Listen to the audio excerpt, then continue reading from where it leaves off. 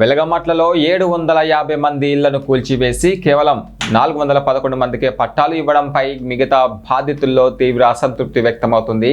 తమకు అన్యాయం జరిగిందనే భావన బాధితుల్లో ఏర్పడింది. ఈ నేపథ్యంలోనే బాధితులకు న్యాయం జరిగేలా ఉద్దేశంతో నిజ నిర్ధారణ కమిటీని ఏర్పాటు చేసినట్లుగా జాగృతి అధ్యక్షురాలు కల్వకుంట్ల కవిత తెలిపారు. పట్టాల పంపిణీలో పారదర్శకత ఉండాలని, ప్రతి బాధితుడికి న్యాయం జరిగే వరకు ఈ కమిటీ ప్రభుత్వం వెంట పడుతుందని ఆమె స్పష్టం చేశారు. అదేవిధంగా ఈ కమిటీకి ప్రభుత్వం మరియు అధికార యంత్రాంగం సంపూర్ణ సహకారం అందించాలని ఆమె డిమాండ్ చేశారు.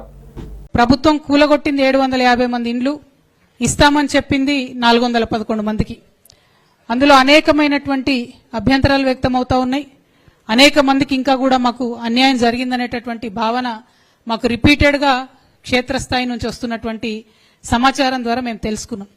ఆ తర్వాత డాక్టర్ విశారదన్ గారు మళ్ళీ ఒకసారి నిన్న ఖమ్మంలో మరి పరిస్థితి ఏంటి, ఇట్లా జరుగుతుందని తెలుసుకోవడానికి వెళ్ళినప్పుడు వారిని నిన్న కూడా మళ్ళీ అరెస్ట్ చేసి నిన్న కూడా డే అంతా నిర్బంధించి అక్కడ కలెక్టర్ గారు కనీసం అపాయింట్మెంట్ ఇవ్వకుండా, జాయింట్ కలెక్టర్ గారు కనీసం అపాయింట్మెంట్ ఇవ్వకుండా అన్యాయంగా మరి అసలు జరుగుతున్నది ఏంటి, ఈ ప్రొసీజర్లో క్లారిటీ ఏంటి అనేటటువంటి పారదర్శకత లేకుండా, ట్రాన్స్పరెన్సీ లేకుండా ఎందుకు ప్రభుత్వం వ్యవహరిస్తుందనేది అర్థం కానటువంటి విషయం. మరి ఏ ప్రభుత్వమైనా డెమోక్రసీలో ట్రాన్స్పరెన్సీ అనేది అత్యవసరం కాబట్టి ఆ ప్రభుత్వం నుంచి ఈ క్లారిఫికేషన్ రాబట్టాలన్న ఉద్దేశంతో మరి మేము ఆలోచిస్తున్నటువంటి సందర్భంలో జస్టిస్ చంద్రకుమార్ గారిని మేము సంప్రదించడం జరిగింది.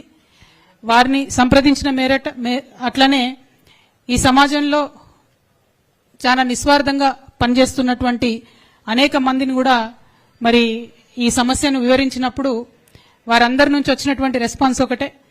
ముఖ్యంగా జస్టిస్ చంద్రకుమార్ గారు మీకు తెలుసు, మన రాష్ట్రంలో అనేక రోజుల నుంచి పోరాటం చేస్తున్నారు.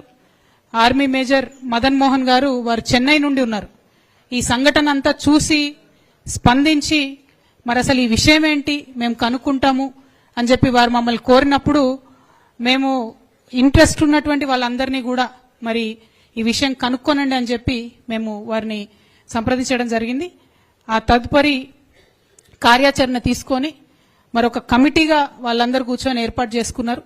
అందరూ కూడా చాలా సీనియర్స్, అందరూ కూడా జర్నలిస్టులు, లాయర్లు, professors, retired high court judge, army major గారు, వీరందరూ కూడా ఇవాళ మన తెలంగాణ పేదల పక్షాన నిలబడడానికి రావడం, వారి వారి ఉద్యోగాలు చేస్తూ వారు సమయం ఇవ్వడం అన్నది నిజంగా కూడా వారు నేను మనస్ఫూర్తిగా అభినందనలు తెలియజేస్తున్నాను, ధన్యవాదాలు తెలియజేస్తా ఉన్నాను. ఎందుకంటే వారి సమయాన్ని వెచ్చించి ఈ తెలంగాణ పేద ప్రజలకు ఏదో చేయాలని వారు అనుకోవడం అన్నది నిజంగా కూడా ముదావహం. మరి దాన్ని ఆహ్వానిస్తూ వారికి ప్రభుత్వం సంపూర్ణంగా సహకరించాలని ఈ సందర్భంగా నేను డిమాండ్ చేస్తా ఉన్నాను.